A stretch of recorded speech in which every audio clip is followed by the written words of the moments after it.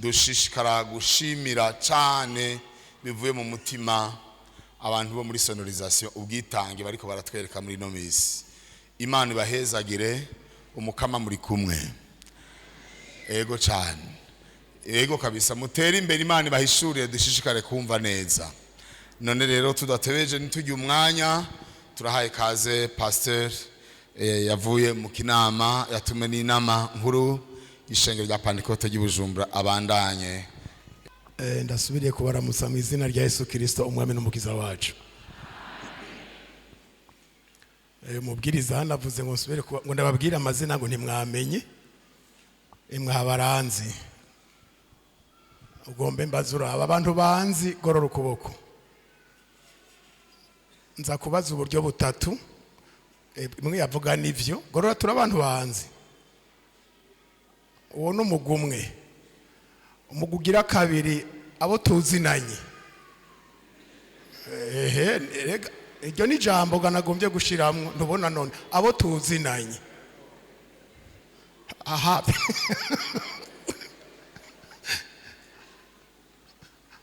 Abo tutazinanye kandi batanzi.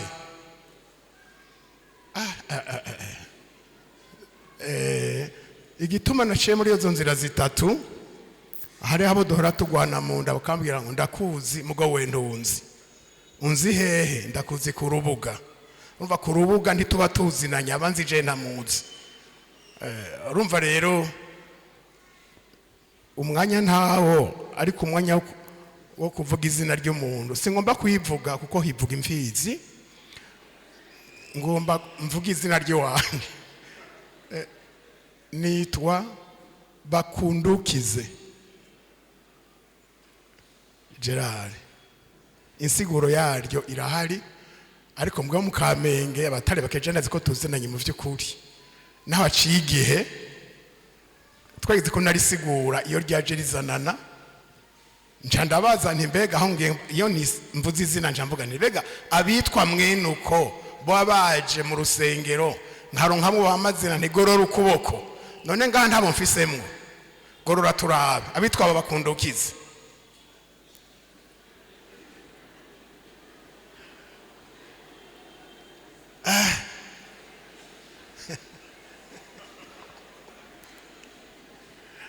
Jewe sinshomera, naho mutamurose jewe ndamubona. Ndamubereke mwebwe mwese mwitwa Bakundukize, muri ba mazina.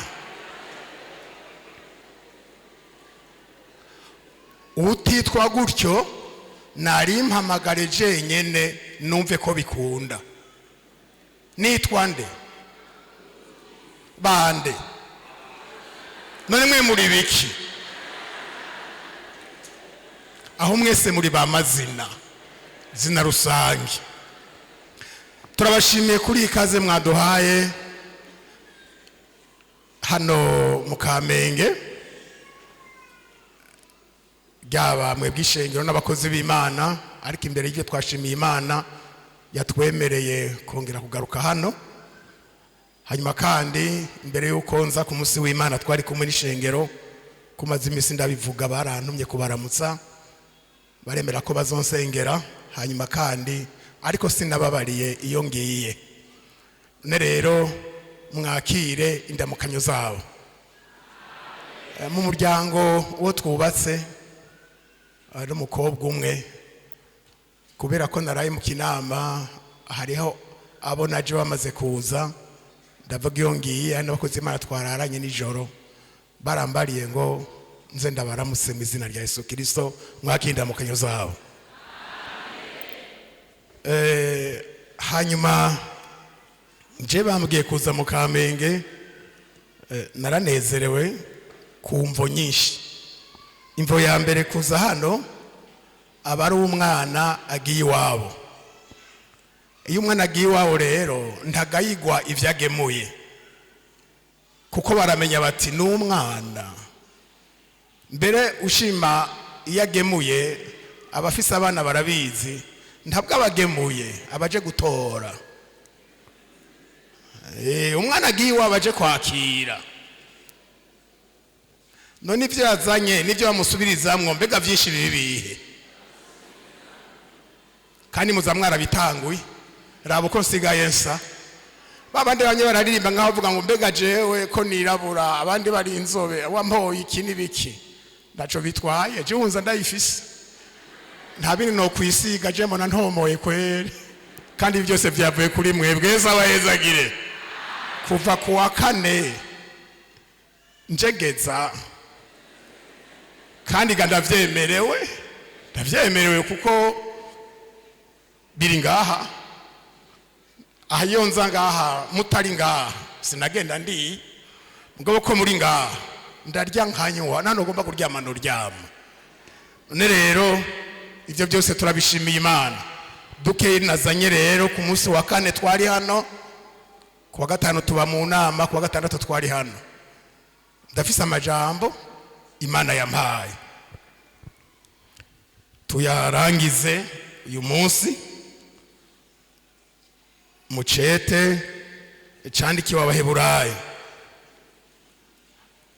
twavuze ngo amajambo ariyo twasomye naho ko ukwezi umuntu yovuga ntabiheze uyu munsi rero si umunsi wo gusasa y'ibirago akavuza abakera hariho amasaha dukorerako turagomba ko muja muhira kuruhuka hakiri kare ko mumaze iminsi muri mu bikorwa vya misi yose ijambo twasomye mu baheburayo 12 igice umurongo wa 28 no wa 29 handitse hatya nico gituma kuko twakira ubwami budashobora kunyiganyizwa dukwiye gukenguruka kugira ngo tubone ingene dukorera Imana tuyihimbaye tuyubaha tuyitinya kuko Imana yacu ari umuriro utongora Yesu nashimwe n'aya majambo tugiye kurangiriza ko ni nayo twatanguye twakuyemo amajambo atatu hari ubwami turiko turakorera butanyiganyiga ariko ibisigaye byo munsi y'ijuru nyamugigima irashobora kunyiganyiza bigasambuka abarabira ku mbuga mu mazimisi muraba muri Israeli canke muri Iran amagorofa agerekeranye 100 nibaza kugira ngo bijya bintu bigere harya biba byabarabigejeje biba byafashe umwanya n'uburyo bukomeye ariko mu munota utakwiye ukazubona byose biri hasi twakira rero twebwe ubwami budashobora kunyiganyizwa si ubwami bw'imyaka 5 imyaka 10 si ubwami bihanura ngo amaze ibiringo ndwi amaze imyaka 40 atwara oya n'ubwami budashobora kunyiganyizwa haleluya kuko twakira ubwami budashobora kunyiganyizwa Bibiliya yavuze ngo nico gituma dukwiye gukenguruka kugira ngo tubone ingene dukorera Imana tuyihimbaye tuyubaha tuyitinya kuko Imana yacu ari umuriro utongora Yesu nashimwe amajambo atatu gusa twabonyemwo guhimbara Imana kubaha Imana gutinya Imana guhimbara Imana uyubaha umuntu ayihimbaye imuha ubwenge imuha kumenya imuha umunezero nivyo bintu bitatu twabonye muri iryo jambo rimwe tutagiye kure kuko umwe utobikunda umuntu ayihimbaye imuha ubwenge no kumenya n'umunezero ndahavuye ku munsi ugira kabiri hari ejo twaravuganye kuri iri jambo ryo guhimbara Imana ryo kubaha Imana hari aho twabonye rifatana n'irindi gitwa kugororoka ko twarabonye Yobu yubaha Imana akafatanya no kugororoka ivyo rero iyo twubaha Imana mukuri sabantu si twe tuvyivugako hari abantu bavyivugako ngo je ndubaha Imana je ndatinya Imana je oya kuri Yobu ubwa mbere umwanditsi avuga ngo mu gihugu cy'ihuzi, siyo bavuga ngo jewe wo mu gihugu cy'ihuzi nari umuntu yubaha Imana nkaba ngororotse nkaba nitandukanya n'ikibi. Oya, bavuga ngo uwo muntu yitwa Yobu. Biragaruka Imana ubwayo iramushingira intahe, wabonye Yobu umusazi wanje ingena nyubaha akitandukanya n'ikibi, naho wanteye kumugese dataco ndamuhora. Iyo twubaha Imana rero, Imana ubwayo idushingira intahe, naho abantu batodushingira intahe. Ariko kandi iyo twubasha Imana neza iradushingira intahe n'abantu bakayidushingira. Kandi twabonye ngo umuntu yubaha Imana, umuntu yahoze amageragezwa ameze gute arayacamwo ataco yabaye. Yobu amageragezwa yabaye atatu. Irya mbere Satani niwe yamusavye, irya kabiri umugore umuntu wo hafi mu nzu tukimana upfuveho, irya gatatu babakunzi biwe baza kumushimanga. Satani umuntu wo mu nzu hafi n'abakunzi, birashoboka rero muri ayo mageragezwa umuntu aho ahura nayo, ariko yubaha Imana araharengana ataco yabaye. Twarunguruje turavuga ko muri twa Simeyoni, kubera ko yubaha Imana yagendana amasezerano. Iyo umuntu yubaha Imana ntapfa kugenda, hari amasezerano bigendana. Imana yari yaramubwiti wewe naho ushaje ntuzopfa, mwemu yari yarabimubariye, ivyo yarabigendana. Iyo umuntu yubaha Imana ngo n'amasengesho yiwe Imana irayitwararika iyashira ku mutima. Twabonye Koroneliyo ugusenga kwawe kwaduze ku bicibutso nibi. Tugarukirize ngaho tweko turacira ku mayange abatari babonetse. Ijambo rigira gatatu, gutinya Imana. Gutinya Imana, hariho gutinya aha naho nogoroza intoki. Abantu batinya inzoka n'ubuyo wodubonera njogomvye abeshi bokwiruka batazi n'icateye. Hariho abantu batinya inzoka. Imana ndigomba ko tuyitinya nk'uko umuntu atinya inzoka. Imana ntigomba ko tuyitinya nk'uko umuntu atinya intambwe, canke atinya ikintu comugirira nabi, canke atinya umuntu yomwica. Oya, siko Imana igomba ko tuyitinya. Habaye kuyihimbara ubwa mbere hakaba no kuyubaha, iragomba ko tuyitinya nk'Imana ikeneye igitinyiro cayo. Kuko Imana naho utayitinya ukayitinyuka, uko imeze ntimeze nka twebwe, ntimusha mugerekerana, irakurorera. Ushobora kutayitinya uno munsi ikakwihanganira ukazoyitinya nejo. Yesu adufashe. Ushobora kuyitinya uno munsi ejo ukayitinyuka. Ereka ibintu biragora, mugabo irakenera igitinyiro cayo.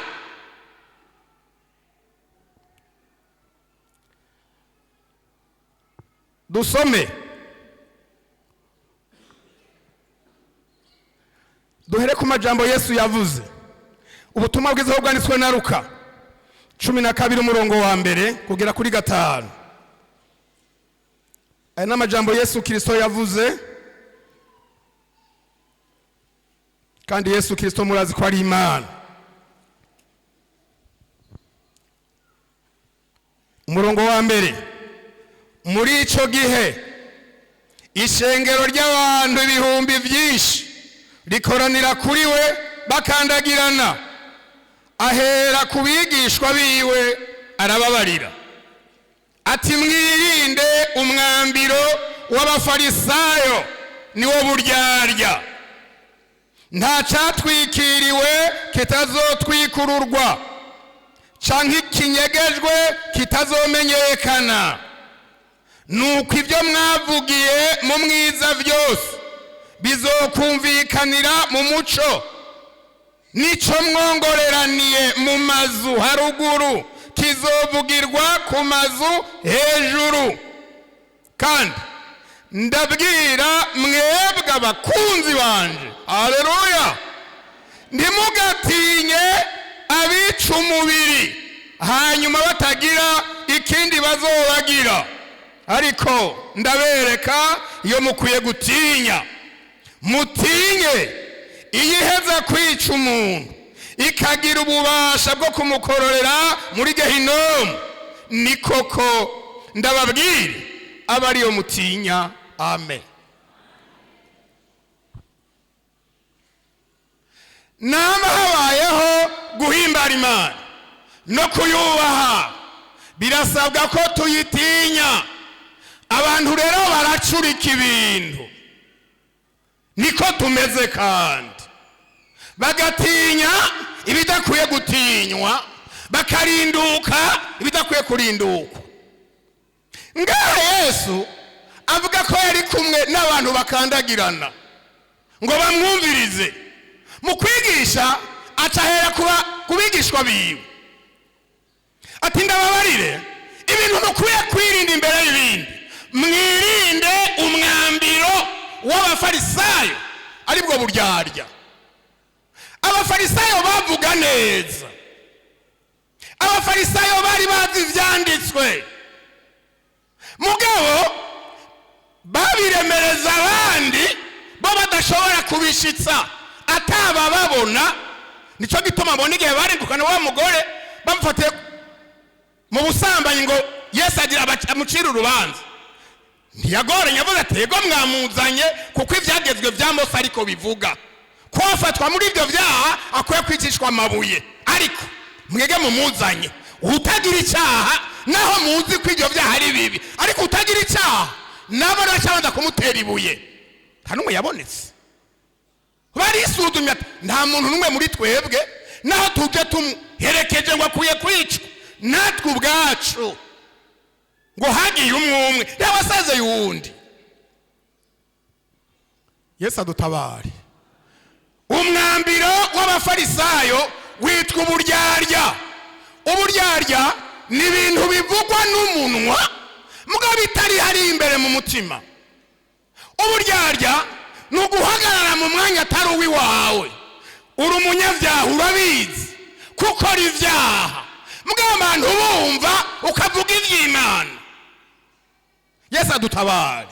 Ukavuga ngo Imana irakiza abanyabyaha kandi nawe utakize, ukarangira abantu umuti ataco wakumariye.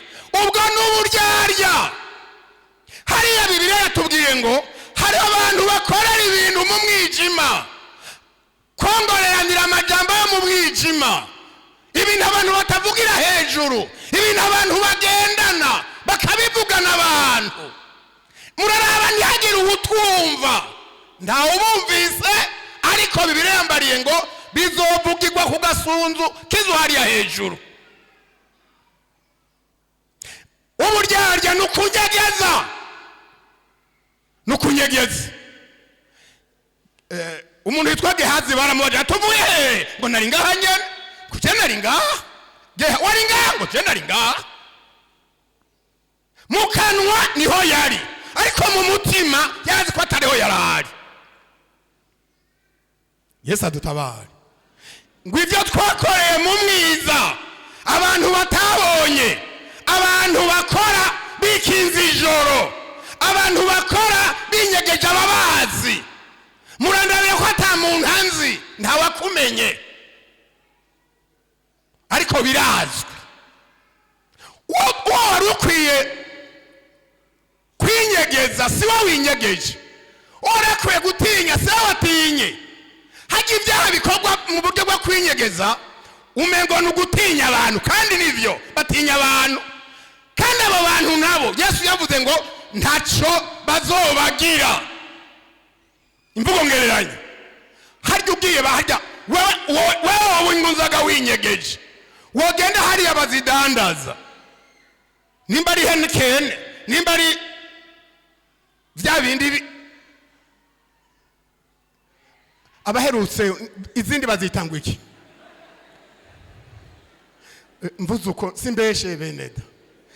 Byukuri si ubwirasi. None ikintu mperuka kubaza mu myaka 40 ntabe yavyo n'amazina n'ivyo Heineken ko ari byo bacisha ku mbuga zo ngo Heineken. Kera hari byitwa bya rufuku, igihe twe twazinywa vya kigingi, iriya yindi yaciye iza ntoyi, igme ntoyi yitwa gute? Kame gasa na tonike ya kera, Amstel. Ijya nayirabishije amaso, yaje mbona ijya ntangiye mu kanwa, kandi narakagaya kari gato nikamara inyota.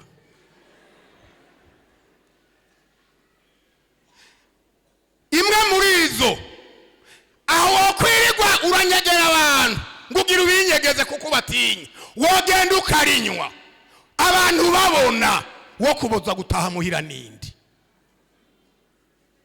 Ninde kubuza gutaha mu muryango wawe? Ntutahi wawe. Mugabo ugende mu gifuri ngo ndabire, umwe aririmba ntambone, ndabire mwarimu ntambone, ndabire pastor ntambone, mbega kubonja kugirana nturi kurya gwawe. Ndababwira ariko ndabereka iyo mukwiye gutinya, mutinyi heze kwica umuntu ikagira ububasha bwo kumukorera muri gehinomu. Ni koko iyo abari yo mutinya, Yesu adutabare. Gutinya Imana, abantu rero ntibatinya Imana, ko nta muntu atinya Imana yo kwiba azi ko umusuma no kwipfuza iby'abandi honyine ari ngorane. Nta muntu atinya Imana yoja mu busambanyi. Aya mahoteli yuzuye abamaraya, ariko n'abakizwa baguye bajayo. Ndiko ndavuga umukizwa yaguye n'ucinjira barajayo, mu byaha barajayo, forode barajayo. Ntibatinya Imana, barabesha abantu, bagateranya abantu, bakagiriza abantu ibinyoma kandi batababonye, batabafasha, bakabidendekanya bigakunda kuko atagutinya Imana kuhari. Imana idutabare.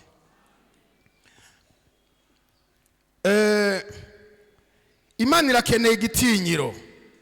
Malaki 1:6. Aha sinja gutevyaga, uyu munsi ntibikunda, ngerageze kubanguka. Malaki 1, gitabo gihereza ibitabo by'isezerano rya kera, murugira 6. Umwana arubaha se, n'umushumba akubaha shebuja. None asangwa ndi so, kunyubaha kwanyu kuri hehe? Kandi usangwa ndi shobuja. Igitinyiro canje kiri hehe? Ga yemwe bahereze bakengera izina ryanje. Ni kukoraho nyeningabo abaza. Yamara muravuga muti izina ryawe twarikengereye dute? 7. Ni kuko mwashikanye ivyo kurya bihumanye ku gicaniro canje, maze mukavuga muti twaguhumanishije iki? Ni kuko mwavuze yuko ameza y'Uhoraho ari gikengeretse. 8. Erega iyo muzanye impumyi kwikimazi mugira ngo ntaco biriko, niyo mwatanze icumbagira niyirwaye naho nyene ngo ntaco biriko. Genda wishikanira icegera c'umwami. Mbega ubwo yo gushimira canke yo kwemera nuko mubonana? Ni kuhoraho nyene ingababaza. Amina. Imana irakeneye igitinyiro mu byo tuyikorera, tukamenya ko Imana atari umwana.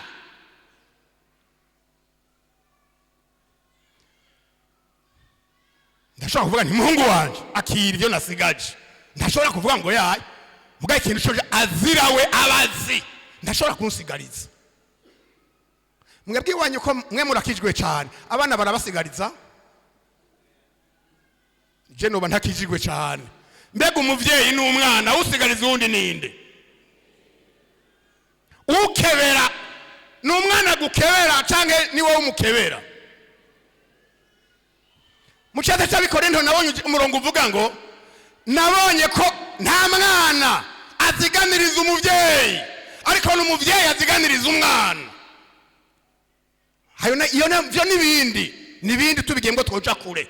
Abantu abajya usanga umutsi waranze ngo yarigishije umwana ngo yakuze ngo ntakimubona. Uwo mwana we kumbura afise urugo rwiwe, ndashaka kubaka ingo zibiri, wowe araguhanyurira. Yamaze kubaka urugo rwiwe, vya bintu byose wakora bijana mu rugo rwiwe kuko nawe aba yakuze. None weho ntuzi ko nawe ariko wabigenjeje. Nta mwana aziganiriza umuvyeyi, n'umuvyeyi aziganiriza umwana. Umuvyeyi rero umwana siwe gusigira ni wewe umusigira wa muvyeyi. Imana rero hatutabimenya ukamengo woyigabaniriza wokora umugambi wawe hagize igisigaye ngo Imana sinoyibagira. Hano bavuze ngo umuntu ashikanye inka ikimaze igihumye kitagira amaso, ikimaze igihumye kiba gikwije inyama kuko amaso niba yarya. Mugatishire umuntu umushinga nta umucamanza umuganwa uyimushira uti ndaje gusaba ijambo ujanye yitabona.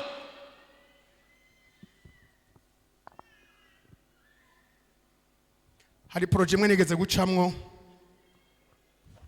Izabu, ka munsi umwe barampa igikorwa cyo gushorera inka sagurwa n'umuzungu mwitwa Ruro, savimaho zija mugwira, abazi muri komine Rutovu barahazi. Habamwe inkimwe rero tutazi kwitabona, kandi uwayishoye niwe yarazi kwitabona, ariko wayiguze ntihara umuzungu niwe yagura, kandi yagurira ku munzani. Ayo yadukoreye iyo nka numengo ndabibona, tukagomba kugenda ngo tunyaruke n'ingoga kubita inkoni kiruka yagera mu muserege kuko atahibona ikagwayo. Twaraye mu nzira twagiye utaboga n'itaragiteri yimaho aje kudutegera, hariyo vyanze twavuye tuyikuramo turabaho dushira hagenda izikomeye. Iyitabona iyimugaye none reka mvuga nk'akarore nk'umuntu ashobora kwakira inoti karanga muntu akumfise hano, hari inoti nase guta ngenda yemere nk'inyakirenga ndwi inoti y'ibihumbi 10 bazanye mu rusengero. Uyazanye abwira bariko barakira ibikorwa ngo ngo je ni 10,000 ngo 9,000 zazindi zapfuye zimwe bakora. Ndaraba none nk'uyu muntu naho yabayitanze yose data batamusubije ivyo 9,000 none yari yaje ndahiye kuba yitanze yose. Umuntu agatora inoti yajanye ku butike bakanka,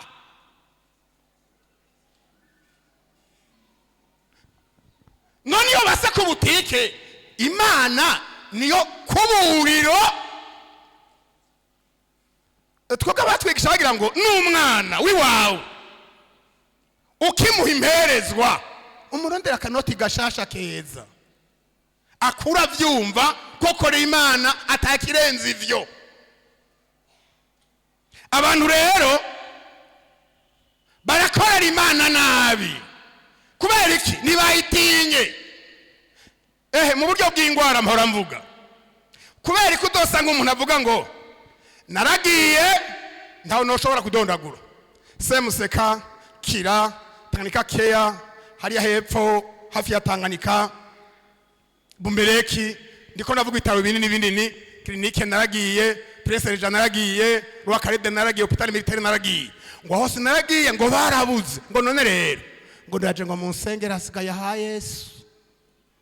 Mbega Yesu niwe guherukirwako cyane niwe guhegwako? Kuko vyase hose n'ingwara zananiranye tumusigarize tumuzanire, nagira Yesu niwe guhegwako. Imigambi yacu yose ikibazo cyacu cyose duhere kuri Yesu. Nimba badusengera ngo tuje kwa muganga ngo hose narazungurutse ngo ko bibuze ndaje rero nta kundi. Yesu ameze neza arakwakira. Yesu adutabare. Imana irakeneye igitinyiro, kwitinya nk'Imana, apana kwitinya nk'umuyobe, oya kwitinya nk'Imana. Umuvyeyi akeneye igitinyiro, nimba ari data, nimba ndiso, nimba ndishobuja, akaba ndiso icubero canje kiri hehe icumuvyeyi ku mwana. Nimba ndishobuja namwe abafise abo bakorera murabazi, ugize mbere ya shobuja naho butagwaye amabega urayarondera mukunama imbere yande, imbere ya shobuja, kandi buca kwirukana canke buca hava hakaza uwundi agaca kwirukana. Tinya gahinda gashitsi. irakeneye igitinyiro. Mu gitinyiro cyayo rero, iyo Imana ivuze ntigomba ko umuntu ayihangara, iyo umuntu ayitinya.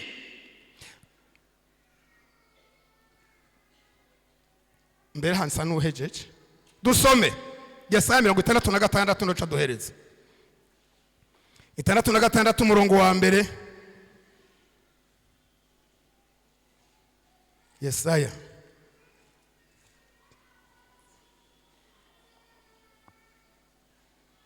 mirongo 66.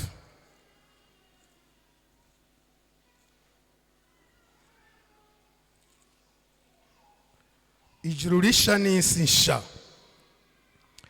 Hariya havuga ngo uku niko ragize ati ijuru niryo ntebe yanje y'ubwami, isi nayo ni ndava ibirenge vyanje.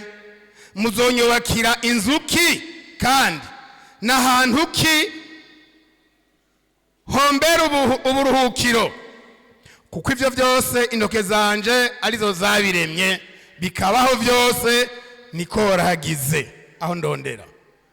Ariko umuntu w'impahazwa afise umutima umenetse, ahindishwa agashitsi n'ijambo ryanje, uwo niwe nzohoza kwijisho. Yesu nashimwe. Haleluya. Ndiko ndavuga igitinyiro, gutinya Imana. Ijuru n'isi niyo yabisizeho, vuga ngo ihariya mu ijuru ni intebe, isi irambirizako. Ivyo ntashisaba umuntu muri ivyo, ngo kuko Imana niyo yabiremye ibishiraho. Ngo ariko umuntu w'impahazwa, umuntu ahindishwa agashitsi. Ntushobora guhinda agashitsi utatinye.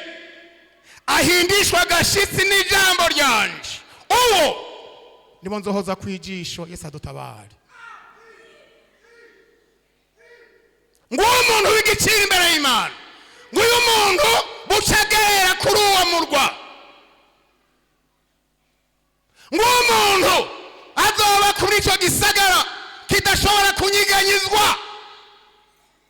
Iyo abera bariko baraja, iyo abantu bakijwe neza bariko baraja, batikinga umwiza cyangwa umwijima, batikinga aho batababona.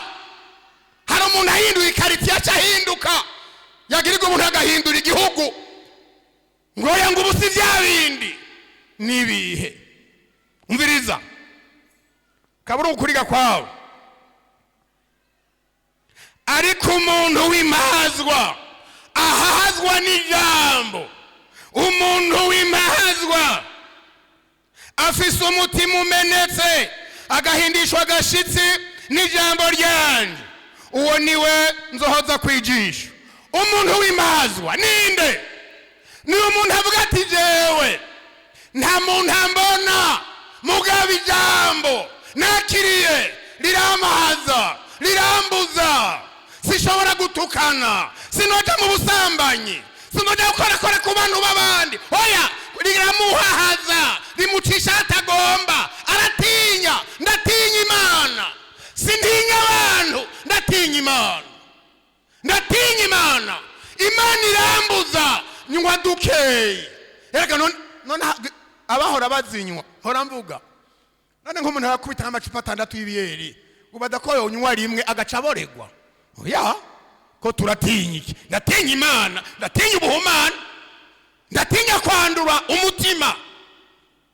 None umuntu ayinishwa agashitsi, umuntu w'impahazwa, ijambo ry'Imana riguhahaje, rigucisha aho utagomba, rikubuza ibyo wagomba, rikubuza kwambara uko wagomba, rikubuza kuja aho wagomba, rikubuza kwisokoza uko wagomba, rikubuza ibintu byose wagomba.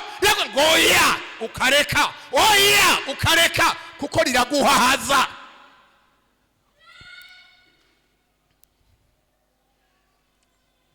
Yesu adufashe. Umuntu ahindishwa agashitsi n'ijambo ryanje, rivugwa ntarindegure, ntariraba igitsuri. Umuntu tudahangana, hari abantu bahangana n'Imana. imana ikavuga kandi akumva ko imana yakoze ku byiwe bagahangana ngo oya abo ntibari muri uyu mugabane wo bariko bararondera ubwami budashobora kunyiganyizwa.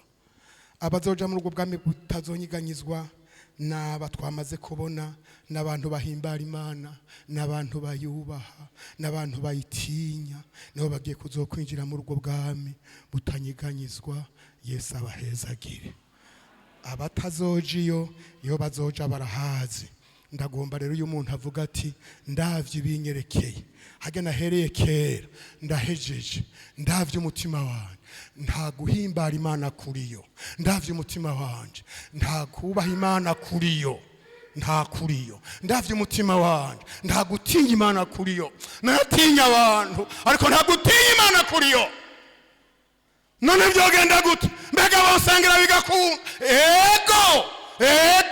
Ego ndaguhaye kazi.